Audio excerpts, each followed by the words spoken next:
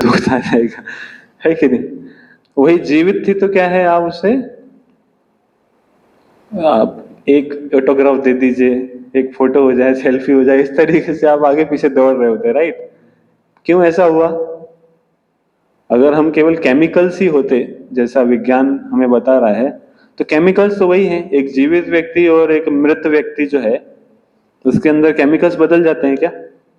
Heart अलग हो जाता है या लिवर अलग हो जाता है या आईज अलग हो जाती है क्या? वो तो सब सेम ही है ना? लेकिन क्या बदल जाता है? उनके अंदर ये थिंकिंग, फीलिंग, विलिंग, ये सब, कुछ सोचने की शक्ति नहीं रह जाती, कोई इच्छा शक्ति नहीं रह जाती, चेतना नहीं रहती, कुछ उसमें हाव भाव प्रकट नहीं होते हैं, राइट?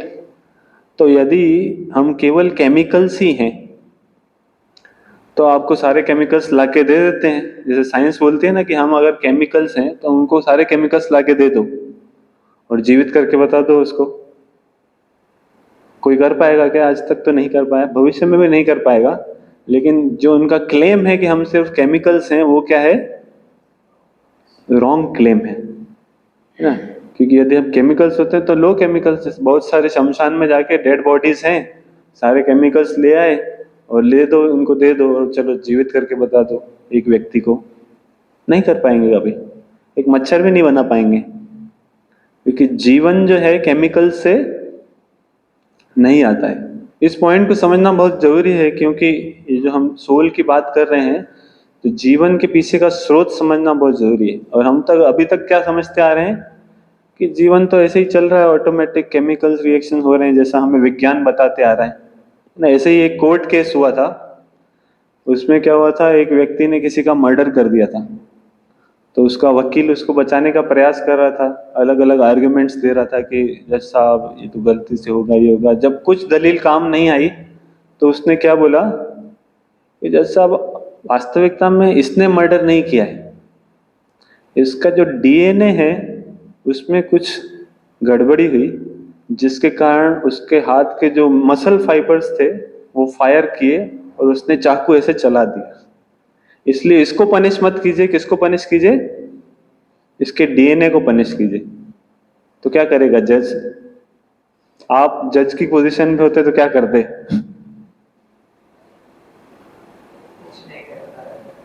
कुछ नहीं कर पाते। आप इस बात पे विश्वास कर लेंगे, हाँ ठीक है माफ कर देते हैं, इसका बेचारे का डीएनए में गड़बड़ी है, ऐसा करके छोड़ देंगे क्या उसको?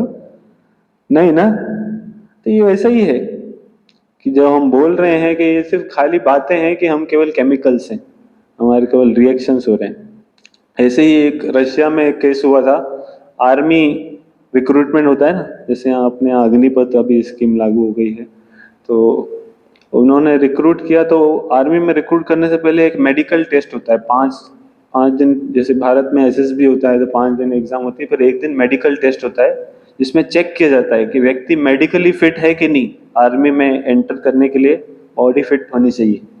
तो उसको चेक किया गया था और डॉक्टर्स ने चेक किया, टीम होती है पूरी, सारे अंगों को चेक करती है और बोलती है ओके ये आर्मी के लिए फिट है। फिर अगले दिन वो व्यक्ति रेस्टोरेंट में गया, कॉफी मंगाया उसने, कॉफी पी रहा था और पीते पीते अचानक उसकी मृत्यु हो गई।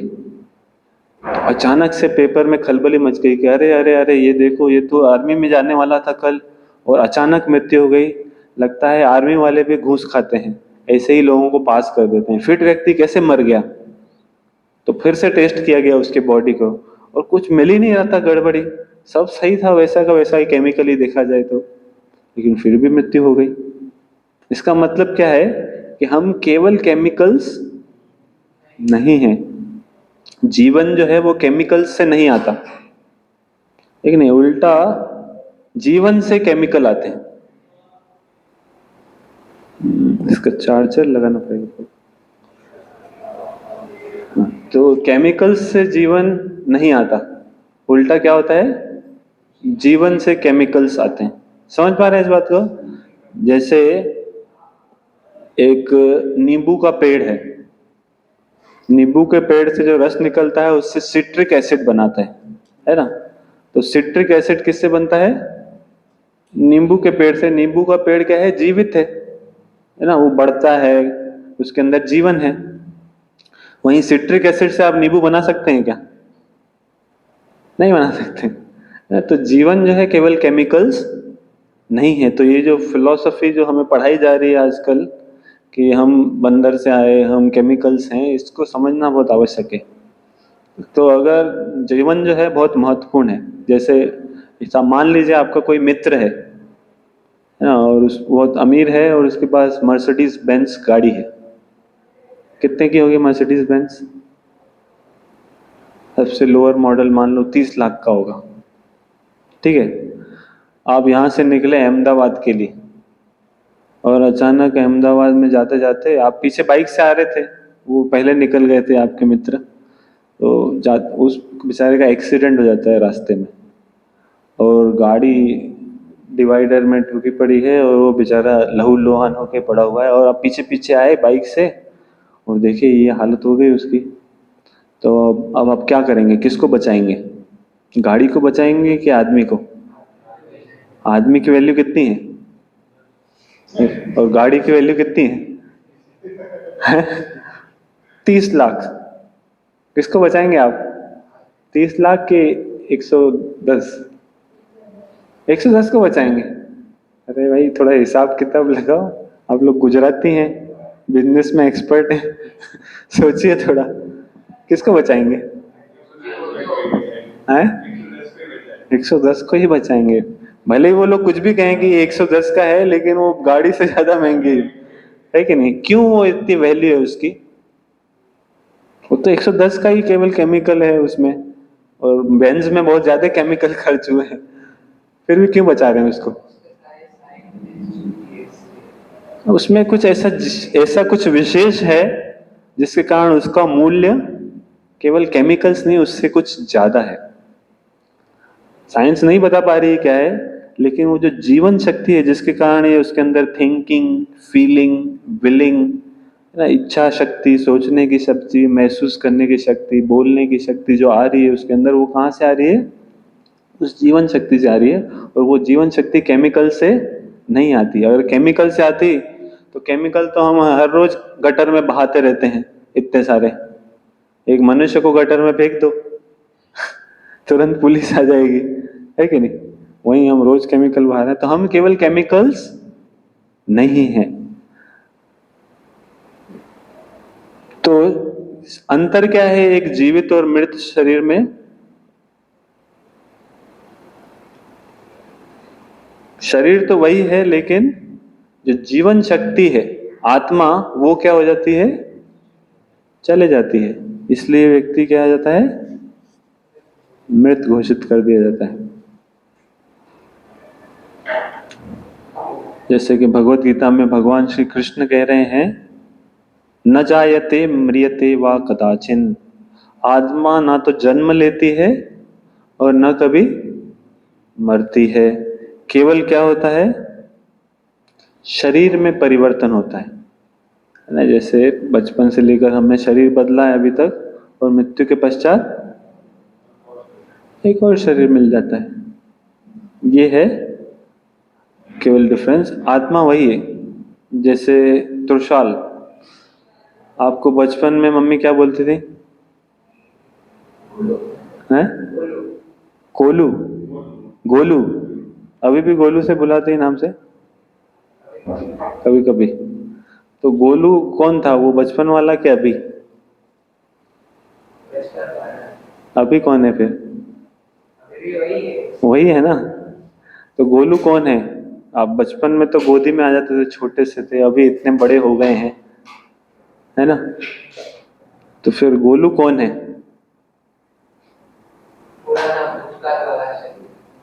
भूतकाल वाला गोलू है, और अभी वाला कौन है? गोलू का भूत।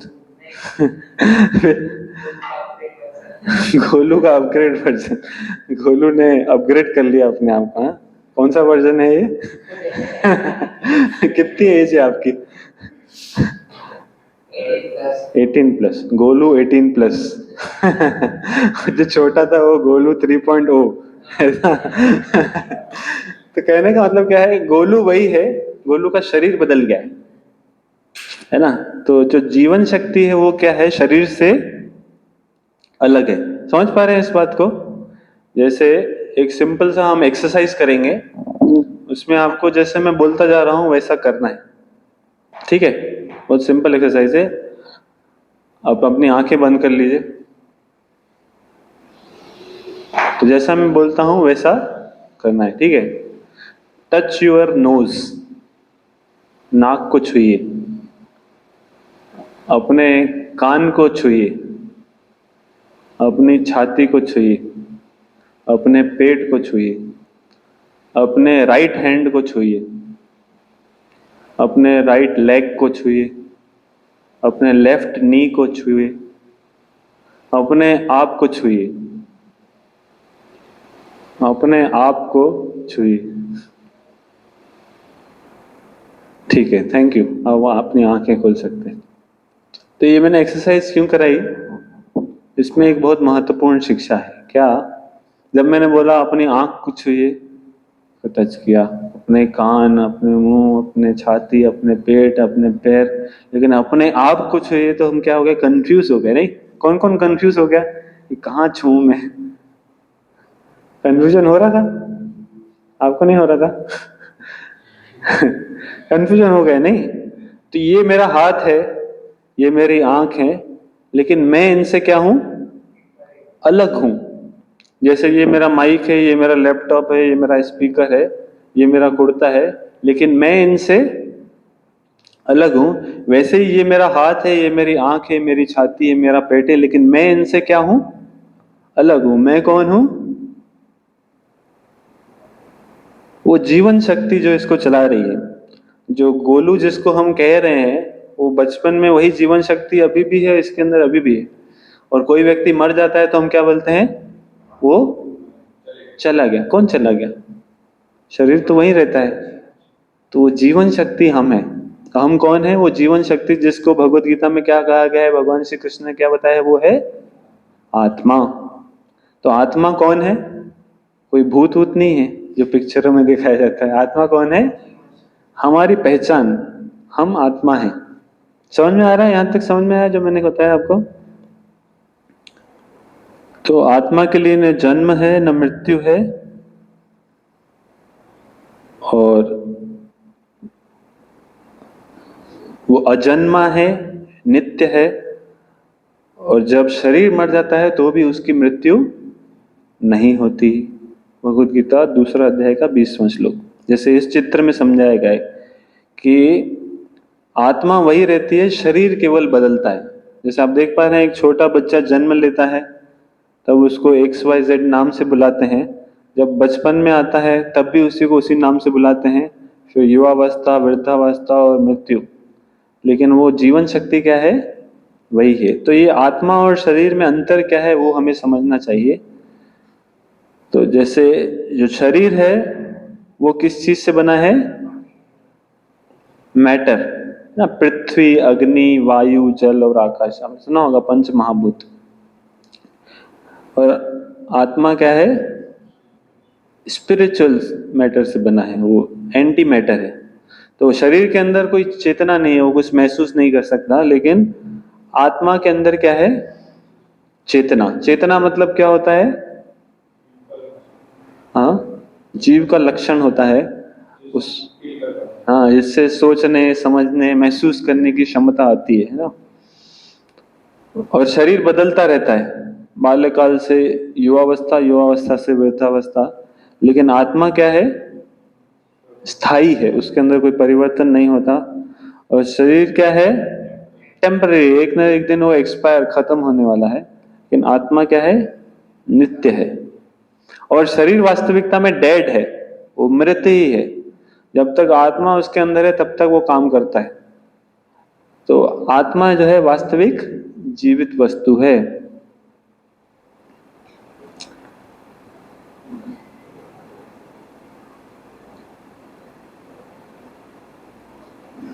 जैसे यहाँ पे बताया गया है, क्या लिखा है, कोई पढ़ सकता है आप में से?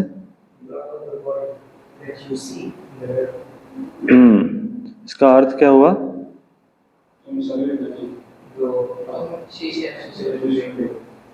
तुम जो शीशे में देख रहे हो वो तुम नहीं हो। सुन के कैसा लग रहा है? अटपटा लग रहा है क्या? मैं नहीं हूं तो कौन है फिर? समझ में आ रहा है क्या लिखा है कि जो आप देख रहे हो शरीर में, आप वो नहीं हो। तो आप कौन हो? आप इस शीशे में जो दिख रहा है उसके अंदर जो बैठे हुए आत्मा हो, ड्राइवर ऑफ दिस बॉडी। ये शरीर क्या है? एक कैसा है? गाड़ी के जैसा है। जैसे जेसीबी मशीन देखी है ना आपने, उससे बड़ा सा हाथ होता है, उसका बटन अंदर ऑपरेटर होता है, वो करता है, तो ऐसे। तो उसके अंदर ऑपरेटर है, वो मशीन को चला रहा है। वैसे ये शरीर काम कर रहा है, क्यों? क्योंकि उसके अंदर ये आत्मा, हम बैठे हुए हैं। हम इस शरीर रूपी मशीन को क्या कर रहे हैं? चला रहे हैं, है ना। तो ये पूरा मैकेनिज्म है ना, जैसे कैसे जो है आत्मा शरीर के अंदर बैठ के पूरे शरीर को चला जाता है, इसका पूरा मैकेनिज्म है। बहुत थोड़ा एग्जॉस्टिव वो चीज समझने की है कि कैसे कार्य करती है आत्मा शरीर के अंदर। तो ब्रीफ में बताएं तो दो शरीर आत्मा के ऊपर चढ़ाए जाते हैं। जैसे हम शर्ट पहनते हैं और उसके ऊपर कोट पहनते हैं, वैसे ही आत्मा के ऊपर पहले एक सूक्ष्म शरीर पहनाया जाता है, फिर उसके ऊपर एक स्थूल शरीर। पहले सटल बॉडी, फिर ग्रॉस बॉडी। समझ पा रहे हैं? तो सॉफ्टवेयर और हार्डवेयर जैसे होता है ना, जैसे हम कंप्यूटर ऑपरेट करते हैं तो हार्डवेयर तो हमें दिख रहा है, लेकिन सॉफ्टवेयर अंदर होता है, उसको हम ऑपरेट करते हैं। तो आत्मा वो व्यक्ति है जो कंप्यूटर को ऑपरेट कर रहा है, और उसके अंदर जो सॉफ्टवेयर है वो सटल बॉडी, सूक्ष्म शरीर है। और हार्डवेयर क्या है? ग्रॉस बॉडी, जो हमें दिख रहा है, स्थूल शरीर।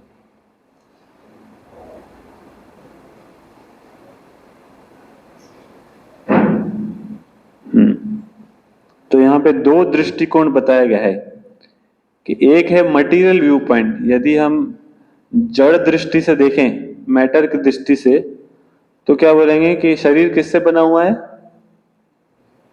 सारे पंच महाभूत मैटर से बना हुआ है। और हम क्या हैं? केवल केमिकल बंडल्स हैं। और मृत्यु के समय सब कुछ क्या हो जाता है? खत्म हो जाता है। ये एक दृष्टिकोण है, लेकिन ये पूर्ण नहीं है। क्यों? क्योंकि इसमें आत्मा के बारे में कोई चर्चा नहीं है। जो शरीर को चलाने वाला जो जीवनी शक्ति है, उसके बारे में अज्ञान है, उसके बारे में इग्नोरेंट है ये ज्ञान। तो वास्तविकता क्या है कि हम केवल ये शरीर नहीं है ना। हम क्या है? आत्मा है, जो इस शरीर रूपी पिंजरे में क्या है? कैद है। We are encaged in this material body. और जब ये शरीर काम करना बंद करता है, तब भी हमारी मृत्यु नहीं होती है, आत्मा तो जीवित रहती है। तो जैसे आप देख रहे हैं, सबके अंदर एक प्रकाश जगमग करते हुए यहाँ पे बनाया गया है पिक्चर में, जस्ट टू एक्सप्लेन कि ये शरीर हम केवल नहीं है, हम केवल केमिकल्स नहीं है, उसके अंदर वो जीवनी शक्ति जो है हम है, और जो मृत्यु के समय उसकी अंत नहीं होता। तो मैं जस्ट अभी आपको बताया था कि कैसे जो शरीर जो है एक कार की तरह है ना। जैसे कार में हेडलाइट होते हैं, हमारे पास दो आंखें होती हैं। कार में हॉर्न होता है, हमारे पास वोकल कॉर्ड है आवाज निकालने के लिए। जैसे कार में इंजन होता है जिससे वो चलता है, वैसे ही हमारे हार्ट है जो हमेशा पंप करता रहता है। और कार में पहिए होते हैं जिससे वो चलता है, हमारे पास पैर हैं जिससे मूवमेंट हो रहा है। लेकिन जब तक कार में ड्राइवर नहीं होगा, तब तक वो एक इंच हिलेगा नहीं। वैसे ही इस शरीर रूपी कार में जब तक आत्मा रूपी ड्राइवर नहीं होगा, तब तक वो कार्य नहीं करेगा। चाहे महंगी से महंगी कार हो, लेकिन उसके अंदर ड्राइवर नहीं है तो क्या होगा? काम नहीं करेगा। अभी बोलेंगे तो अभी तो ऑटोमेटिक कार्स आने लग गई हैं सर। लेकिन उसको भी चलाने के लिए बटन प्रेस करने वाला तो चाहिए एक, या रिमोटली कंट्रोल करने के लिए कुछ ऑपरेटर तो चाहिए उसको। तो कार बिना ऑपरेटर के काम नहीं करती। वैसे ही ये शरीर तब तक काम करता है जब तक उसके अंदर उस कार शरीर का ड्राइवर यानी कि आत्मा नहीं होती। समझ पा रहे हैं इस बात को? तो जैसे एक पिंजरे में पंछी कैद होता है, वैसे ही इस आत्मा को ये पंचभूत से बनाया हुआ ये शरीर रूपी पंजरे में कैद कर दिया गया है। समझ पा रहे हैं? तो यहाँ पे एक पिक्चर दिखाया गया है, इससे एक स्टोरी याद आती है कि एक औरत थी, उसके पास एक तोता था। उस तोते को उसने क्या किया था, ये सोने के पिंजरे में रखा था, और सोने के पिंजरे को बहुत बढ़िया चमका के रखती थी। उसको पॉलिश करना, एकदम चमकता रहे, कोई स्क्रैच नहीं हो, रोज सफाई करती थी उसकी, है ना, वो एकदम नाइट नाइट। लेकिन तोते की हालत देखो, उसको कुछ खिलाती ही नहीं थी तोते को। तो क्या बोलेंगे आप ऐसी स्त्री के बारे में? बहुत बुद्धिमान नहीं है, नहीं? पिंजरे को चमका रही है और तोते को खिला ही नहीं रही है, क्या बोलेंगे हम इसको? मूर्ख औरत है। हम भी वैसे ही हैं। ये शरीर क्या है? आत्मा के लिए पिंजरा है कि नहीं? अभी हमने जैसे देखा कि कैसे शरीर पंच महाभूत रूपी शरीर से हम अलग हैं, हम आत्मा हैं। तो ये पिंजरा को हम तो बहुत चमकाते हैं कि नहीं? जैसे अलग अलग प्रकार के हेयर स्टाइल्स, जैसे यहाँ पे 1 2 3 4 5 6 7 8 9 और हमारा 10वां 10 प्रकार के हेयर स्टाइल, है कि नहीं? अलग अलग रंग के टी शर्ट, अलग अलग ब्रांड के, फिर गॉगल, गुची, अरमानी, फिर अलग अलग जीन्स, फिर उसके ऊपर बेल्ट, फिर जूतों की तो सोच छोड़ी, तो उसमें कितने ब्रांड है कि नहीं? इतना सब हम क्यों कर रहे हैं? किसको सजाने के लिए? शरीर जो कि क्या है? पिंजरा है केवल। उसके अंदर जो तोता है आत्मा, उसके लिए हम कुछ खिलाते हैं क्या उसको? तो हम आत्मा को क्या रखे हैं? भूखा रखे हैं। तो हम क्या हैं? हम भी इसी औरत की तरह हैं, जो खाली शरीर रूपी पिंजरे को तो बहुत बढ़िया चमका के रखे हैं, है कि नहीं, लेकिन आत्मा को कुछ नहीं खिला रहे। तो आत्मा का खाना क्या है, वो हम सेशन के एंड में बताएंगे। आप जरूर, मैं अगर भूल जाऊं बताना तो आप मुझसे पूछिएगा, ठीक है?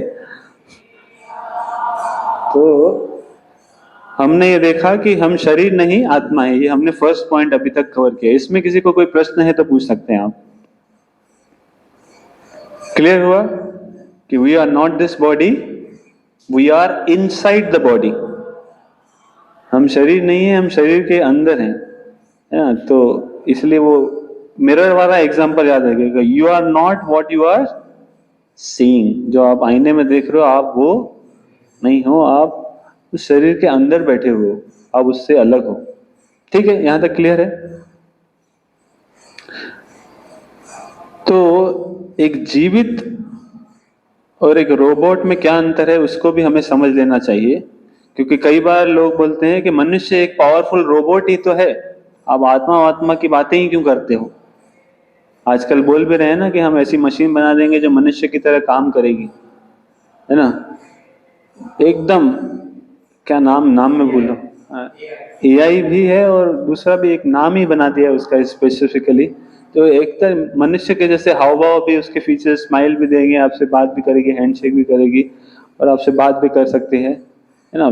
जब हम छोटे से बच्चे से 10वीं 12वीं में, तब भी इसी तरीके से वो क्लेम चल रहे थे कि भविष्य में हम ह्यूमनॉइड्स बनाएंगे जो मनुष्य के जैसे ही दिखेंगे और आपके साथ बातचीत करेंगे, वो कार्य भी कर पाएंगे, और आप उससे विवाह भी कर सकते हैं, शादी भी कर सकते हैं। कभी झगड़ा भी नहीं होगा, डाइवोर्स की बात ही खत्म हो जाएगी, क्योंकि आपके अनुसार ही कार्य करेगा वो। लेकिन अभी तक वो 2003-4 की बात है, अभी तक 24 आ गया, अभी तक कुछ बना नहीं पाए, ऐसे क्लेम किए थे उन्होंने। तो हमें समझना होगा कि कैसे मनुष्य जो है केवल एक पावरफुल रोबोट नहीं है, उससे कुछ बढ़कर है। तो क्या डिफरेंस है? जैसे यहाँ पे एक उदाहरण से समझाया गया है कि स्टेज पे एक ड्रामा चल रहा है, उस ड्रामा को एक कैमरा भी रिकॉर्ड कर रहा है, और कुछ पैनल ऑफ जजेस, 3-4 जजेस बैठ रहे हैं, वो भी ड्रामा को देख रहे हैं।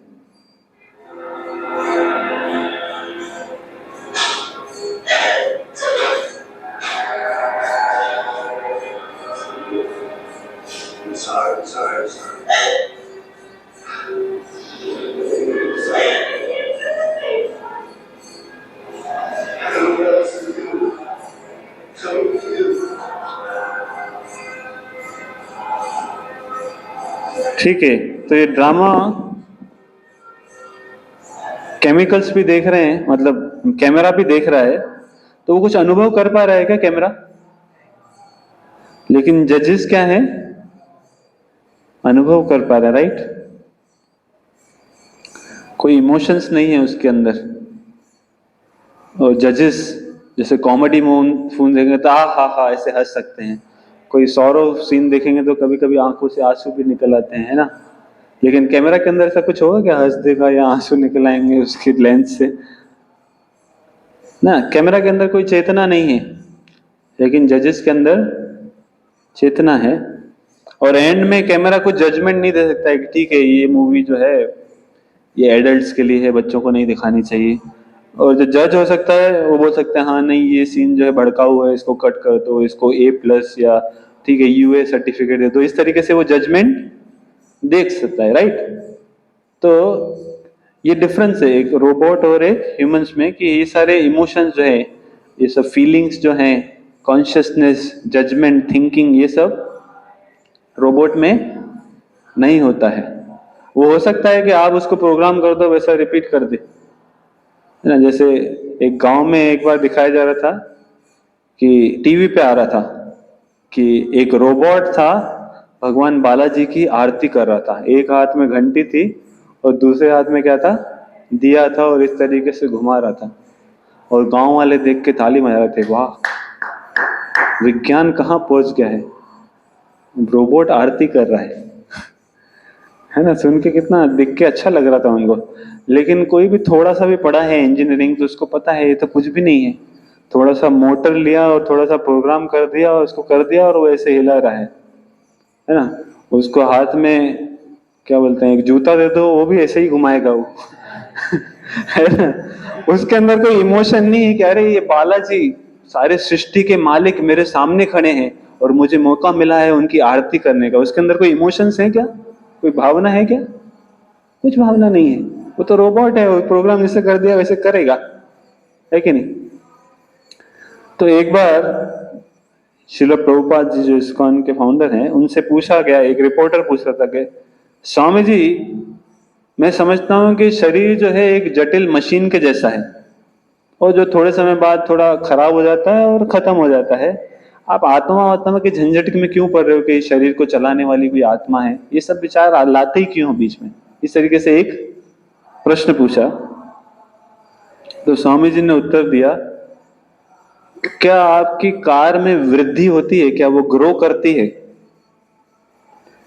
क्या ऐसा होता है क्या एक मेल और फीमेल कार मिली और एक बेबी कार आ गई ना? जैसे एक PC लिया और एक लैपटॉप लिया, दोनों मिले और एक पाम टॉप आ गया, ऐसा होता है क्या? नहीं होता ना। तो यही बता रहे हैं कि जो एक जीवित वस्तु है उसके अंदर 6 प्रकार के चेंजेस आते हैं, 6 चेंजेस। जबकि एक मैटर जो है वो केवल डिटीरियरेट, डेप्रिशिएट होता है, वो केवल क्षय होता है। और उस जीवित वस्तु के अंदर आत्मा है, इसलिए उसके अंदर ये 6 प्रकार के लक्षण पाए जाते हैं। तो ये मेजर डिफरेंस है एक जीवित व्यक्ति और रोबोट में, कि पहला उसके अंदर 6 प्रकार के चेंजेस आते हैं, जबकि मैटर में 6 प्रकार के चेंजेस नहीं आते, वो केवल नष्ट ही होता है। दूसरा डिफरेंस क्या है रोबोट और मनुष्य में, कि हम स्पीशीज को मल्टीप्लाई कर सकते हैं, रोबोट ऐसा नहीं कर सकते। और तीसरा है चेतना, रोबोट के अंदर कोई चेतना नहीं है, थिंकिंग, फीलिंग, विलिंग, इमोशंस नहीं है। तो ये जो 6 प्रकार के चेंजेस हैं वो क्या है, पहले जन्म होता है जीवित वस्तु का आत्मा के प्रभाव के कारण, फिर उसकी वृद्धि, ग्रोथ होती है, फिर मेंटेनेंस, एक मैक्सिमम लिमिट तक ग्रो होके फिर उसमें मेंटेन रहता है, फिर प्रोडक्शन ऑफ बाय प्रोडक्ट्स, फिर क्षय होना, ड्विंडलिंग, और अंत में मृत्यु। जैसे एक बीज है एप्पल का समझ लो, तो पहले वो बर्थ होता है उसका, थोड़ा सा पौधा निकलता है, फिर वो ग्रो होके क्या बनता है, वृक्ष बन जाता है, फिर अपनी मैक्सिमम हाइट तक रहता है, मेंटेनेंस रहता है, उसके बाद और नहीं बढ़ता है, फिर क्या देता है, बाय प्रोडक्ट्स, कुछ और फल देगा, फूल देगा वो, फिर कुछ समय बाद वो सूखेगा तो अंत में खत्म, क्योंकि वो जीवित है वृक्ष। अब ये टेबल ले लो कोई लकड़ी का, जैसे लकड़ी का टेबल है, तो ये क्या बढ़ेगा क्या? और फिर दूसरा टेबल जन्म देगा, उससे ऐसा होगा क्या?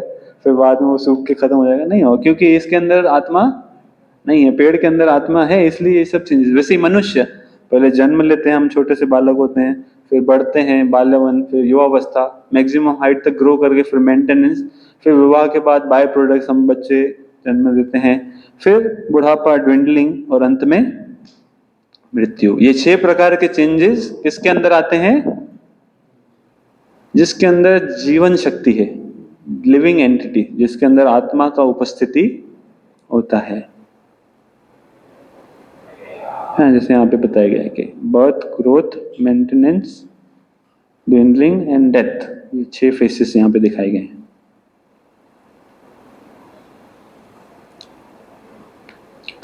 तो जो आत्मा है, मैंने जैसे पहले भी थोड़ा समय पहले बताया कि 2 तरीके के उसके ऊपर कवरिंग्स हैं। जैसे 2 कवरिंग कौन से हैं? ग्रॉस और सटल। एक स्थूल शरीर जो हम देख पा रहे हैं, ये हमारे हाथ पैर जिससे बने हुए हैं, और उसके अंदर एक सूक्ष्म शरीर है, मन, बुद्धि, अहंकार से बना हुआ, जो हमें दिखता नहीं है पर उपस्थित है। और उसके अंदर क्या होती है?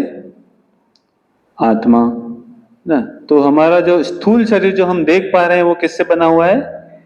पंच महाभूत से ना, पृथ्वी, अग्नि, वायु, जल और आकाश, इन 5 तत्वों से बना हुआ है हमारा जो स्थूल शरीर। जो हमारे हड्डियां हैं या हृदय है, जो भी है, इन पंच महाभूत से बना हुआ है। और उसके अंदर क्या है? एक सूक्ष्म शरीर, सटल बॉडी, वो किससे बना है? मन, बुद्धि और अहंकार से। और उसके अंदर हम बैठे हुए हैं, आत्मा, वो किससे बना हुआ है? सत, चित और आनंद। सत, चित और आनंद मतलब नॉलेज, इटर्निटी और ब्लिस। समझ में आ रहा है? हम आत्मा हैं, उसके ऊपर 2 कवरिंग है। जैसे हम एक बनियान पहने और उसके ऊपर शर्ट पहने, वैसे आत्मा के ऊपर पहले एक सूक्ष्म शरीर का आवरण है, फिर स्थूल शरीर का। समझ में आ रहा है यहाँ तक? स्थूल शरीर पंच महाभूत से बना है और सूक्ष्म शरीर मन, बुद्धि, अहंकार से। तो अब कोई बोल सकता है कि ठीक है, ये सब बातें तो ठीक हैं, कुछ प्रूफ है तो बताओ, हम ऐसे विश्वास नहीं करते। कोई बोल सकता है ना, हम बोल रहे हो हम शरीर नहीं आत्मा है, हम क्यों माने आत्मा है? तो यहाँ पे कुछ वैज्ञानिक प्रूफ, लॉजिक और विज्ञान से कुछ प्रूफ बताए गए हैं। जैसा पहले हम कॉमन सेंस से समझ सकते हैं कि कैसे आत्मा का अस्तित्व होता है। जैसे कोई व्यक्ति मर जाता है तो हम क्या बोलते हैं? वो चला गया। बोले अरे कल ही तो देखा था उसको मैंने, अभी वो चला गया। तो कहाँ चला गया? वो शरीर तो सामने ही है। सुना है ना आपने? ऐसे बोलते हैं कि नहीं? वो व्यक्ति गुजर गया, चला गया। तो चला कौन जाता है? शरीर तो वही है। तो हम समझते हैं कि जो शरीर को जो चला रहा था, जो व्यक्ति था, वो शरीर के अंदर था, इसलिए तो हम बोल रहे हैं वो चला गया। अगर वो शरीर ही आदमी होता तो शरीर तो सामने है, तो चला कौन गया फिर? मतलब जिसको हम गोलू बोलते हैं या जिसको हम अमित बोलते हैं, वो शरीर के अंदर बैठा हुआ है, वो शरीर नहीं है। जिसको हम अपने पिताजी करके बुला रहे हैं, और जब किसी की मृत्यु हो जाती है क्या बोलते हैं? वो चला गया। तो वास्तविकता में वो अंदर जो व्यक्ति आत्मा है, हम उसको एड्रेस कर रहे हैं। समझ पा रहे हैं इस बात को? कैसे हम कॉमन सेंस से समझ सकते हैं कि जो चला जाता है वो कौन है? वो आत्मा है जो चले जाते, वो वास्तविकता में है। नहीं तो ऐसा क्यों बोलते हैं वो चला गया? वो तो सामने ही खड़ा है भाई, शरीर केवल लेटा हुआ है। समझ पा रहे हैं कैसे कॉमन सेंस से हम सकते हैं? दूसरा हम समझ सकते हैं चेतना से, क्योंकि चेतना आत्मा का लक्षण है। जहां पे चेतना उपस्थित है, हम समझ सकते हैं कि वहां पे आत्मा का अस्तित्व है। जैसे यहाँ पे उदाहरण बताया गया है कि एक कैमरा जो है एक नेचुरल सीन को देख रहा है और उसको प्रोग्राम किया गया है, और वो बोल रहा है कि आई सी रेड लाइट, और वहीं से एक कपल गुजर रहा है और वहां से गुजरते थे, उसके अंदर कुछ विचार आ रहे हैं कि अरे हम पहले भी इस रोड पे आए थे, अभी भी उतना ही सुंदर है ये स्थान, हम बहुत साल पहले आए थे। वो फोटो याद कर रहे हैं, मेमोरीज याद कर रहे हैं। तो उनके अंदर क्या है, ऐसे विचार आ रहे हैं, इमोशंस आ रहे हैं। लेकिन कैमरा के अंदर कुछ नहीं आ रहा है। कैमरा को प्रोग्राम कर दो तो वो लाल लाइट देखते हुए बोलेगा ऐसी ब्लू लाइट, खाली उसमें प्रोग्राम चेंज करना है। लेकिन मनुष्य इस तरीके से प्रोग्राम्ड नहीं है, वो सोच सकता है इंडिपेंडेंटली, रोबोट की तरह वो एक्ट नहीं करता है। वो सब क्यों हो रहा है? आत्मा की उपस्थिति के कारण उसकी खुद की थिंकिंग, फीलिंग, विलिंग, चेतना है। तो ये दूसरा चेतना जो है वो प्रूफ करता है कि आत्मा का अस्तित्व है। फिर तीसरा प्रूफ है near death experience, NDE, and out of body experience, OBE. तो इसको कोई आप में से पढ़ना चाहेंगे? 11% to 14% of the average Americans population who are mentally and physically healthy have had OBE. तो OBE, out of body experience, क्या होता है? जैसे इस चित्र में आप देख पा रहे हैं कि आदमी लेटा हुआ है, लेकिन वैसा ही आदमी हवा में उड़ता हुआ भी दिखाई दे रहा है। राइट, देख पा रहे हैं आप पिक्चर में? तो ओबी में क्या करते हैं, इसमें एक्सपेरिमेंट्स किए गए कि एक व्यक्ति, कुछ व्यक्तियों को जो है एक रूम में बिठा दिया गया और उनकी आंखों पे पट्टी लगा दी गई और उनको बताया गया कि इस रूम से, पहली बार आए थे उस स्थान पे वो जहाँ पे एक्सपेरिमेंट किया था, उस रूम से 5 रूम छोड़ के बताया गया उनको कि एक रूम है और उस रूम में अलमीरा के ऊपर जो है हमने अलग अलग प्रकार की वस्तुएं रखी गई हैं। आपको फिजिकली वहां नहीं जाना है, आप यहीं बैठे रहेंगे, आपको मेंटली वहां पे जाके उन वस्तुओं को देख के आना है और फिर वापस आके उन्हीं वस्तुओं को क्या करना है, ड्रॉ करना है, उसका डिस्क्रिप्शन बताना है। समझ पा रहे हैं? वो फिजिकली वहां नहीं गए, लेकिन फिर भी उनको बोला कि जाके देख के और इसे ड्रॉ करके बताइए। तो यहाँ क्या क्या बता रहा है कि 11 to 14% ऐसे अमेरिकन व्यक्ति, अमेरिकन लोगों पे एक्सपेरिमेंट किया गया होगा, तो फिजिकली फिट थे लेकिन उनको ये एक्सपीरियंस हुआ, वो वैसे ऑब्जेक्ट्स को एज इट इज ड्रॉ कर पाए। गए नहीं, लेकिन फिर भी वहां के बता पा रहे हैं कि वहां किस तरीके की वस्तुएं रखी गई। यहाँ पे भी कुछ साल पहले एक छोटा बालक था, उसको भी वो भी एक्सपीरियंस हो रहा। वो दूर खड़े होकर बता सकता है कि आपके जेब में कितने रुपए रखे हुए हैं। है ना, क्योंकि वो आउट ऑफ बॉडी, बॉडी से बाहर जाके वो ऐसा कर पा रहा है। और नियर डेथ एक्सपीरियंस, तो enough research in NDE with impeccable scientific credential. तो नियर डेथ एक्सपीरियंस क्या होता है मैं आपको जस्ट शॉर्टली बताऊंगा, शायद एक वीडियो के माध्यम से मैं एक्सप्लेन करूंगा आपको। वैसे ही एक सर्जन है, वो क्या बोल रहे हैं कि आत्मा का अस्तित्व है, वो भी एक सर्जन बोल रहे हैं होता है। और near death experience, out of body experience पे बहुत सारे पुस्तकें जो हैं लिखी गई हैं। तो नियर डेथ एक्सपीरियंस क्या होता है कि जैसे कोई व्यक्ति मरने वाला हो, जैसे एक्सीडेंट हो जाता है तो मरने की कगार पे ही होता है ना, तो उस समय भी व्यक्ति जो है अपने शरीर से बाहर निकलने का उसको अनुभव होता है। जैसे एक रियल इंसिडेंट में पढ़ रहा था पेपर में कि कैसे एक व्यक्ति ऑटो से जा रहा था और ऑटो जो है एक ट्रक के पीछे चल रही थी। ट्रक में सरिये रखे हुए थे, तो सरिये तो बाहर निकले हुए होते हैं। कुछ अचानक से घटना हुई, ट्रक वाले को इमरजेंसी ब्रेक लगाने पड़े, तो लेकिन ऑटो जो है रोक नहीं पाया और उसमें घुस गया। उसके अंदर जो पैसेंजर था, एक सरिया उसके छाती के आर पार चला गया, तो उसको तुरंत हॉस्पिटल ले जाया गया, इमरजेंसी वार्ड में तुरंत डॉक्टरों को बुलाया गया, उनका ऑपरेशन करना पड़ा। तो ऑपरेट करने के बाद बच गया वो, संभव लकी था वो।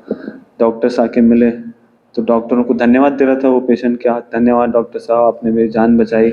मैं देख पा रहा था कि आप कितना गहमा गहमी का माहौल था ऑपरेशन थिएटर में, आप नर्स के साथ कैसे बात कर रहे थे, डॉक्टर्स की टीम लगी हुई थी। वो डॉक्टर सुन के आश्चर्यचकित हो गया, बोले क्या बात कर रहे हो तुम, ऐसा कैसे हो सकता है? मैं सुन रहा था आप बात कर रहे थे। बोले हमने तो आपको क्या कर दिया था, एनेस्थीसिया दे दी थी। आपको क्या कर दिया था? बेहोश। ऑपरेट करने से पहले क्या करना पड़ता है? बेहोश करना पड़ता है, और बेहोश नहीं किया तो क्या होगा? हॉरर मूवी बन जाएगी वहां पे, है कि नहीं? कभी आपने ऑपरेशन, जैसे मेरे साथ एक बार हुआ था कि मैं एक डॉक्टर के पास गया था, मेरे नाखून में इंजरी हो गई थी, सर्जन था वो, तो नाखून काला पड़ गया था, बोले इसको निकालना पड़ेगा। वो ऐसे लाइटली बोला निकालना पड़ेगा, हाँ निकाल दो, बोले लेट जाइए, मैं लेट गया, और अचानक से उसने पकड़ा चमटे से और यूं खींचने लगा, तो मैं चिल्लाने लगा अरे क्या हुआ, वो फटाफट निकाल लिया उसने, चिल्ला तो रहा था मैं। तो छोटे ऑपरेशन के लिए एनेस्थीसिया देनी नहीं पड़ती है इसलिए। लेकिन यहाँ पे तो क्या है, पूरा छाती के आर पार चला गया है, तो बेहोश नहीं करेंगे तो चिल्ला चिल्ला के पूरे हॉस्पिटल का शहर आ जाएगा वहां पे। तो उन्होंने एनेस्थीसिया दे दिया था, तो कुछ एनेस्थीसिया देते हैं तो ब्रेन एक्टिविटी कैसे जाती है, फ्लैट। अगर ब्रेन की वेव्स को प्लॉट करते रहते हैं, ग्राफ में देखते रहते हैं, जैसे ही थोड़ी उसके अंदर चेतना आ रही है, ग्राफ ऊपर हो रहा है, तो फिर से बुला के दूसरी एनेस्थीसिया लगा देते हैं उसको। जागना नहीं चाहिए बीच में, है ना? तो वो देखे कि हमने आपको एनेस्थीसिया देती थी, आपका ब्रेन एक्टिविटी फ्लैट था, तो आप कुछ सुन नहीं पाने चाहिए थे, आप कुछ महसूस नहीं कर पाने चाहिए थे, और आप बता रहे हो, कैसे संभव है ये? तो पेशेंट बोला कि मुझे ऐसा लगा कि मैं शरीर से बाहर निकल के छत के पास ऊपर था, और मैं अपना शरीर भी देख पा रहा था, आप डॉक्टरों को देख पा रहा था, नर्सेस थी, नर्सेस आपको इंस्ट्रूमेंट देख रही थी, इंस्ट्रूमेंट रखे हुए थे, सब मैं देख पा रहा था। तो वो अपने शरीर को भी देख पा रहा है, कैसे? शरीर से बाहर निकल के, यानी कि वो शरीर से अलग होगा तभी तो अपने शरीर को देख पा रहा है, समझ पा रहे हैं?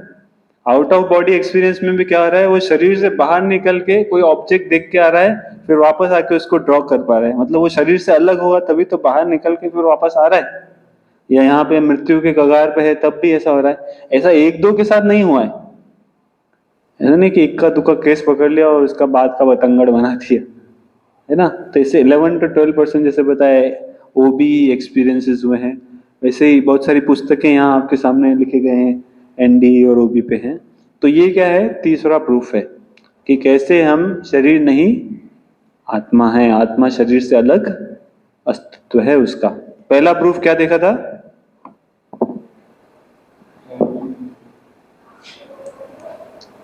तीन प्रूफ देखे हमने। पहला कौन सा था? कॉमन सेंस है ना? दूसरा कॉन्शियसनेस, चेतना के अस्तित्व से, और तीसरा near that experience, out of body experience, NDOB, और चौथा है री इनकारनेशन रिसर्च। तो ये एक डॉक्टर हैं, डॉक्टर ईएन स्टीवेंसन, इन्होंने 2000 केसेस डॉक्यूमेंट किए जिसमें री इनकारनेशन मेमोरीज, जैसे बच्चा होता है ना, कई बार अपने पूर्व जन्म की बातें बताता है, इन्होंने ऐसे 2000 केसेस को क्या किया है, डॉक्यूमेंट किया है।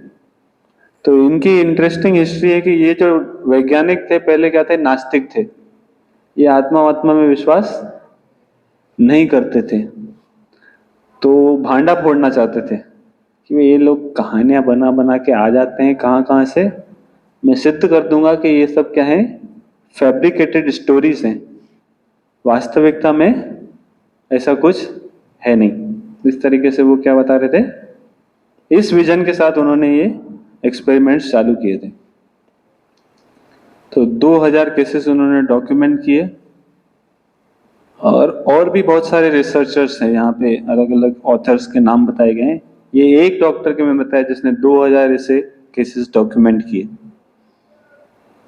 तो इनकी रिसर्च से क्या सिद्ध हुआ कि कई लोगों के अंदर जो है फोबिया रहते हैं।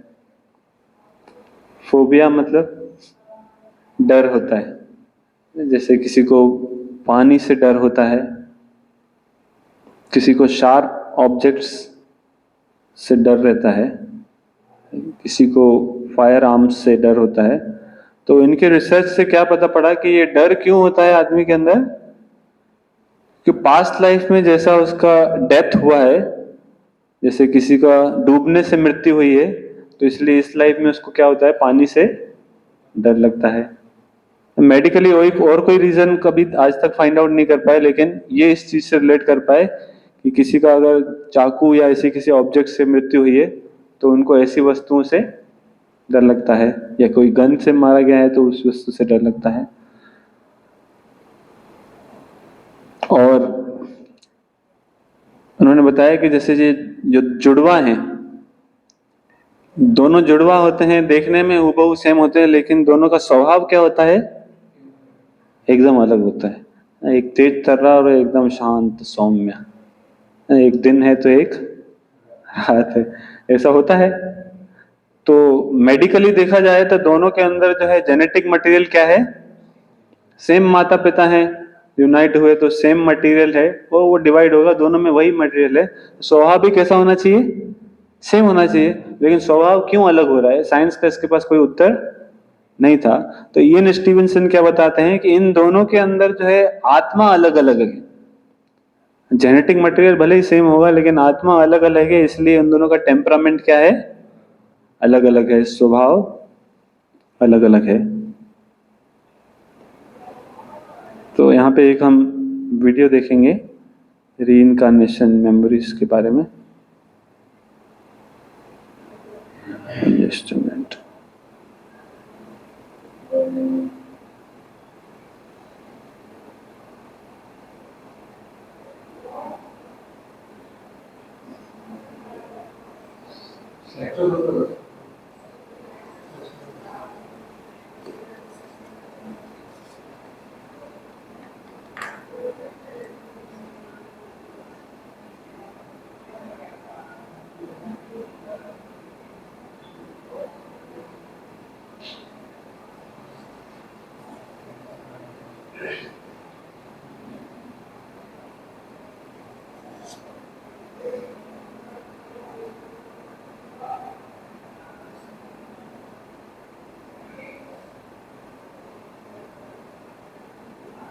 They have the same name and boyish good looks.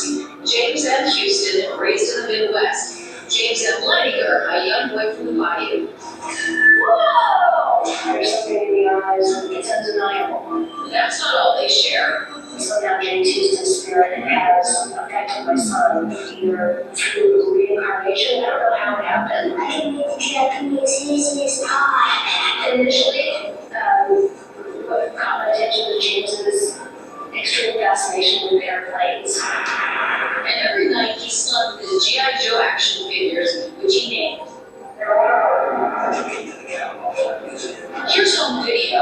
While the other kids casually look at the plane, 2-year-old James seems to inspect it. Watch as he checks the underbelly, and he climbs inside, donning the headset. I said, oh, there's a bomb in the bottom. He said, that's not a bomb, that's a drop tank. Bouncing about in the cockpit, James was flying high. That night, their world would change forever. He started having the nightmares, and that was my first indication that there was something wrong. It was a panic-stricken, terrorized screaming. Over and over again, James had the same terrible nightmare, 4 to 5 times a week. He was too young to explain the dream, but he could try. Flying ships, and parachuting, planes are dropping bombs. He would just be crying. He'd say, airplane crash on fire, and they can't get out. He laid on his back and kicked up at the ceiling and goes, Mama, the little man's going like this. And he laid on his back and kicked his feet up. The little man's going, boo, boo, boo, boo, boo, boo, can't get out. And I said, well, who's the little man, baby? He goes, me. I thought Bruce and I were just gonna faint. Big question. What kind of plane? Why did the airplane crash? My plane was shot down. Who shot your plane? He looked at me like I was a military. He said, The Japanese. I kept thinking, where's he getting this? I was a stay-at-home mom, so I know that there wasn't anything that he was being exposed to. Not exposed to in this life, but perhaps, just maybe, something else was. Decades earlier, James Houston grew up with the same insatiable fascination with airplanes. He became a naval fighter pilot and fought in World War II. March 3rd in 1945, during a mission near Iwo Jima, he took a direct hit. At age 21, was declared missing and presumed dead. where did he take off from the boat? Do you remember the name of your boat? He said, Natoma.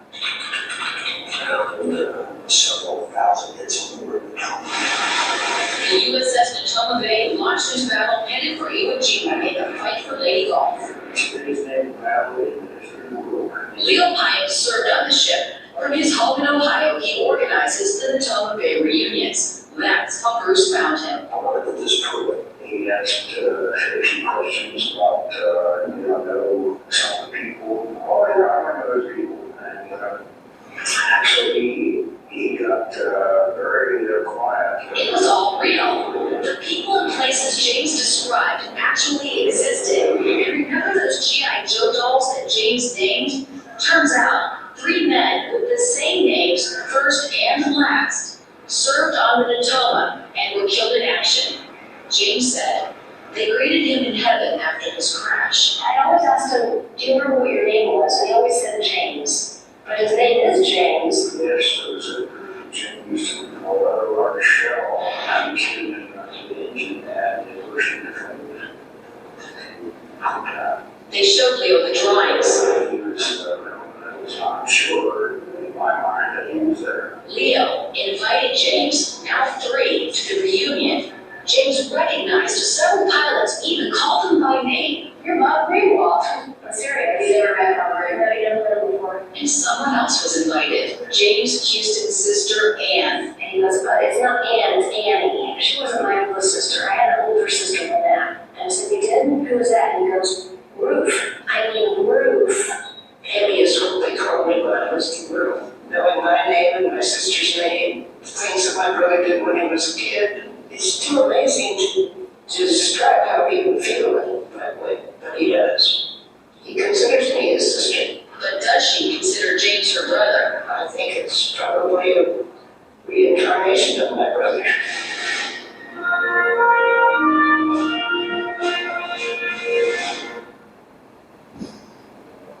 Okay.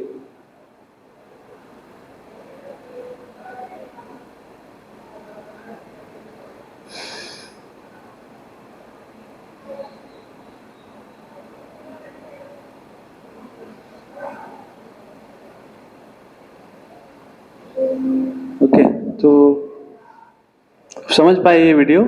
किस किस को समझ में आया? थोड़ा अंग्रेजी में था तो ओके, क्या समझ में आया इससे?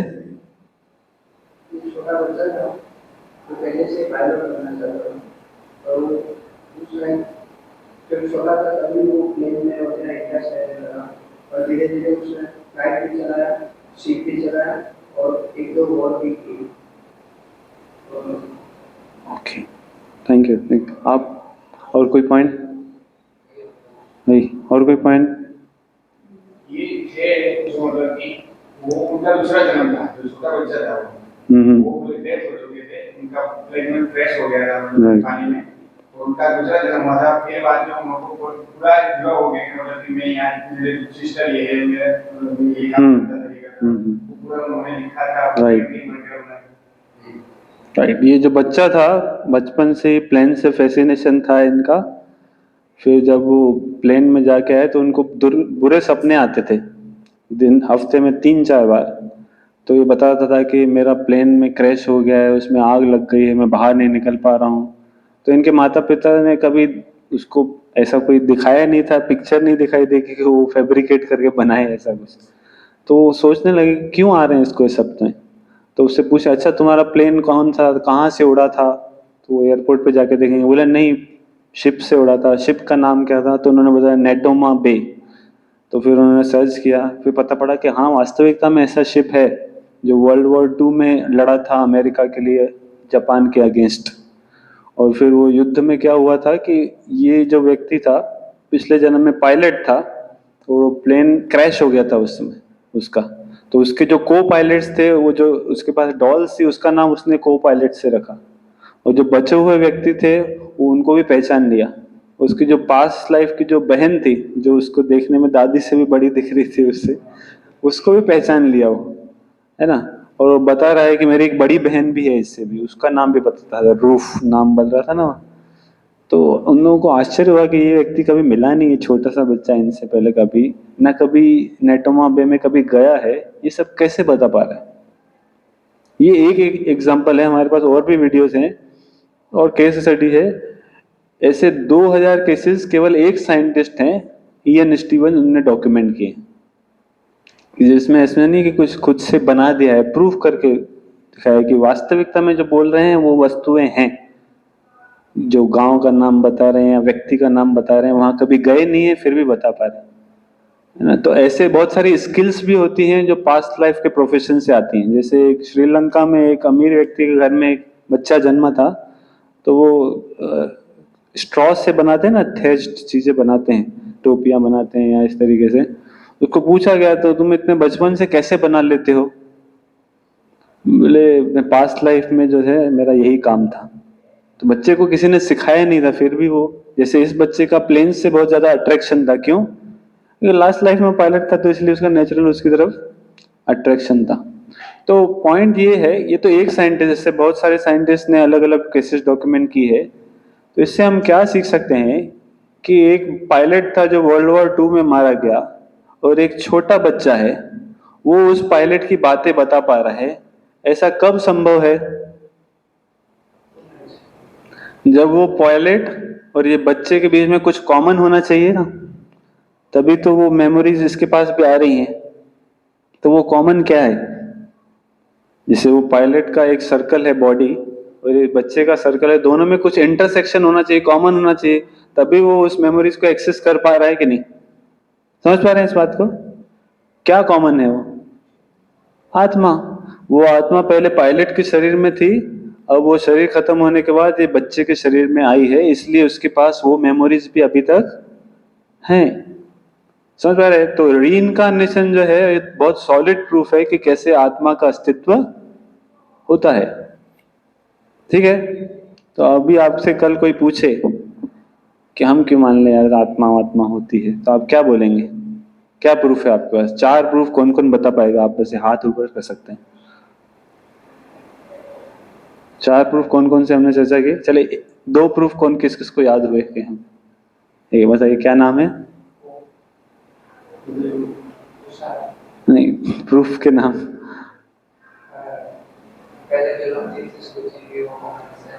कॉमन सेंस से हम प्रूव कर सकते हैं आत्मा के अस्तित्व को। दूसरा, यस, चेतना के अस्तित्व। आपका शुभ नाम? महर्षि। महर्षि ने बताया कि चेतना से हम प्रूव कर सकते हैं। जैसे रोबोट भी देख रहा है वो सीन को, और एक मनुष्य देख रहा है। और नियर डेथ एक्सपीरियंस और आउट ऑफ बॉडी एक्सपीरियंस। और चौथा, पुनर्जन्म, है ना। तो बहुत सारे साइंटिस्ट भी हैं और फिलोसोफर्स, पॉलिटिशियंस भी हैं फेमस, जो भी रीइंकार्नेशन पे विश्वास करते थे। जैसे बेंजामिन फ्रैंकलिन, अमेरिका के प्रेसिडेंट थे ये। तो ये क्या कहते हैं कि finding myself to exist in the world, I believe I shall in some shape or other always exist. ये क्या बोलते हैं कि मेरा अस्तित्व अभी है तो भविष्य में भी हमेशा ही रहेगा। ऐसा नहीं कि मैं मृत्यु के साथ खत्म हो जाऊंगा, मतलब शरीर तो खत्म होने वाला है। तो ये किसके बारे में बात कर रहे हैं? आत्मा के बारे में। जैसे जॉन एडम्स, ये क्या कह रहे हैं? Can somebody of you read? आप में से कोई पढ़ेगा? Pratik, would you like to try? अच्छा, कौन इंग्लिश में कंफर्टेबल पढ़ सकते? अगली बार। Yes. Those sounds revolted against God were placed here to transmigate to various species of animals, birds, reptiles, etc. तो ये दार्शनिक फिलोसोफर क्या कह रहे हैं कि जिन आत्माओं ने भगवान से विद्रोह किया वो अलग अलग योनियों में, पशु, पक्षी या रेप्टाइल्स के शरीर में रखी गई, जिसके थ्रू वो देहांतर करती रही। वैसे ही सोक्रेट्स एक फिलोसोफर थे ग्रीक टाइम के, वो क्या कहते हैं? I am confident that there truly is such a thing as living again and living spring from the dead. ये क्या बोलता है कि मुझे पूर्ण रूप से विश्वास है कि पुनर्जन्म जैसी चीज है, कि एक मृत व्यक्ति से वो फिर से जीवित होकर दूसरे शरीर में जाता है। तो वैसे ही ये एक और केस स्टडी है, शुक्ला गुप्ता नाम की बालिक, जो बचपन में बता रही थी कि मतलब बचपन में वो गुड़िया के साथ खेलती थी, उसको मना करके बुलाती थी, और जब थोड़ी बड़ी हुई तो अपने पिताजी को बोलना है कि मुझे मेरे घर जाना है। बोले तुम्हारा घर तो यही है, कहाँ जाना है तुम्हें? बोले नहीं, मेरा घर जो है बटपाड़ा नाम की जगह पे है, वहाँ पे मेरे पति हैं, वहाँ पे मेरे ससुर हैं, मेरा पूरा फैमिली है, मुझे वहाँ जाना है। पागल हो गए पिताजी। बोले 5 साल की बच्ची क्या बोल रहे हैं? मुझे मेरी बच्ची मन्ना से मिलना है, बहुत मिस कर रहे हूँ उसके। तो बोले क्या बोल रही है? उसने नाम भी नहीं सुना था उसके पिताजी ने, बटपड़ा नाम के। फिर वो रेलवे अधिकारी थे तो उन्होंने सर्च किया तो वास्तविकता में एक जगह थी बटपड़ा नाम से। बोले चलो ये तो कुछ तो खुरापात है इसमें। तो क्या करते हैं, कुछ ग्रुप ऑफ पीपल मिलके उस रेलवे स्टेशन पे पहुंचते हैं।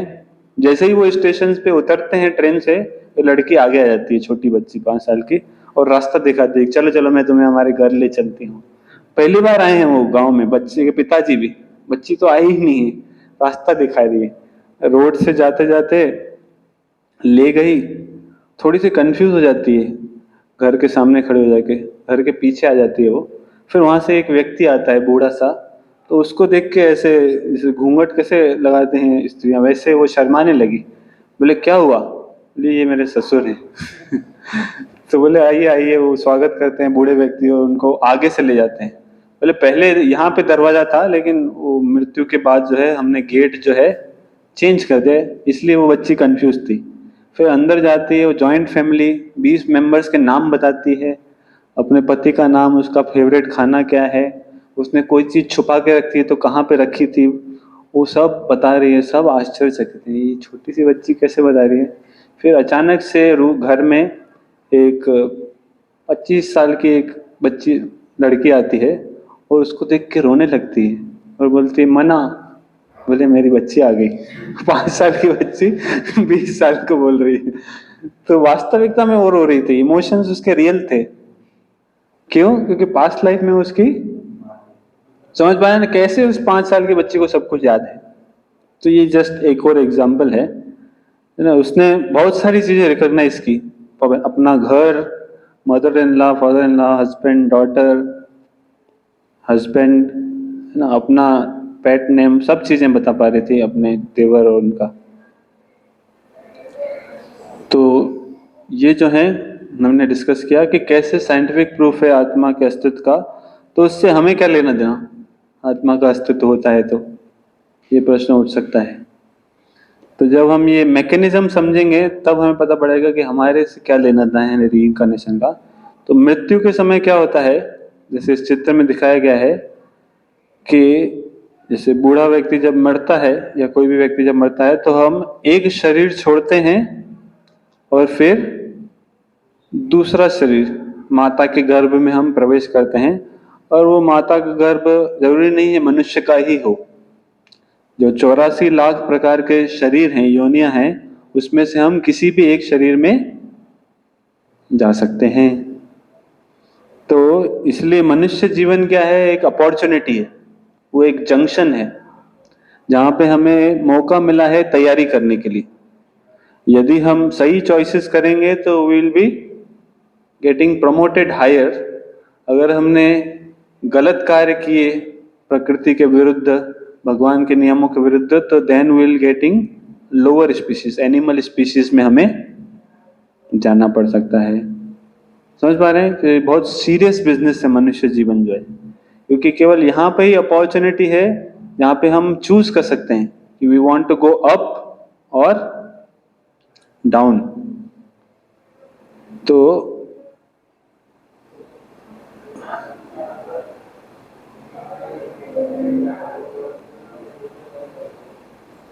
यहाँ पे उदाहरण दिया गया कि जिस तरीके से हम अपने कपड़े बदलते हैं हर रोज, वैसे ही आत्मा क्या है, पुराने शरीर को छोड़ के नए शरीर को धारण करती है।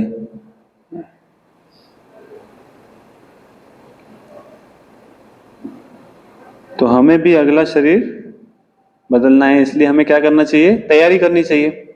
बुद्धिमान व्यक्ति क्या होता है, भविष्य की तैयारी करता है, राइट। जैसे आप लोग पढ़ाई कर रहे हैं, क्यों कर रहे हैं पढ़ाई? हाँ, भविष्य के लिए, थोड़ा पैसा चाहिए होगा, करियर अच्छा होगा, नहीं तो खाएंगे क्या, परिवार वालों को क्या करेंगे, है ना, भविष्य की चिंता है। कुछ बच्चे होते हैं जो भविष्य की चिंता नहीं करते, वो खेलते कूदते रहते हैं, फिर बाद में क्या करते हैं, वो पछताना पड़ता है उनको, कई बार करियर उनका सेट नहीं हो पाता है, राइट। तो वैसे ही हम भविष्य की चिंता करके फिर जॉब लगती है, फिर और भविष्य की चिंता करते हैं, हम सेविंग करते हैं, पेंशन प्लान में जो है डालते हैं या इन्वेस्टमेंट करते हैं। क्यों? बुढ़ापे की थोड़ा हम चिंता करते हैं कि बुढ़ापे में सपोज कोई हमारा सपोर्ट करने के लिए नहीं हुआ तो हमारे पास कुछ पैसा होगा तो हम अपना टेक केयर कर पाएंगे।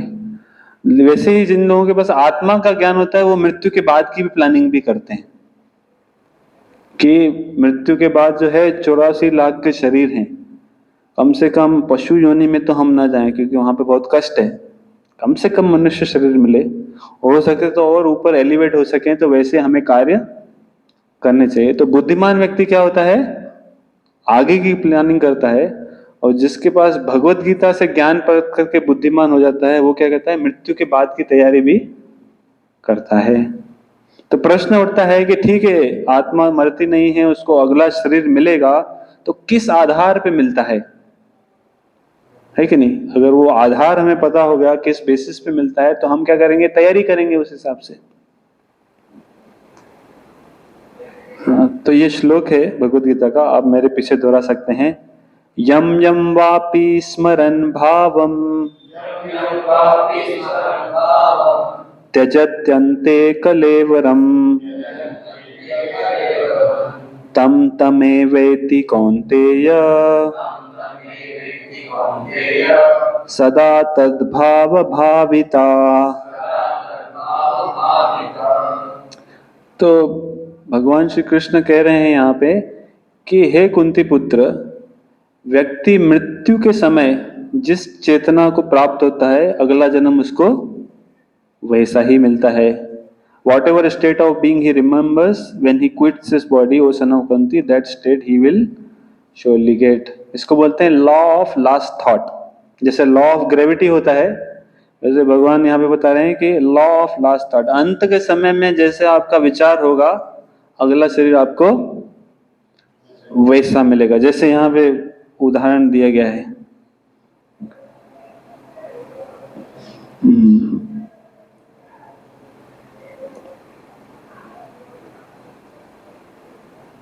ओके, आगे आएगा वो। यहाँ पे आप फेशियल फोटो से देख सकते हैं, जैसे तो उसके हिसाब से यहाँ पे जस्ट उदाहरण दिया गया है कि कैसे एक्सप्रेशन के अनुसार उसको अलग बॉडी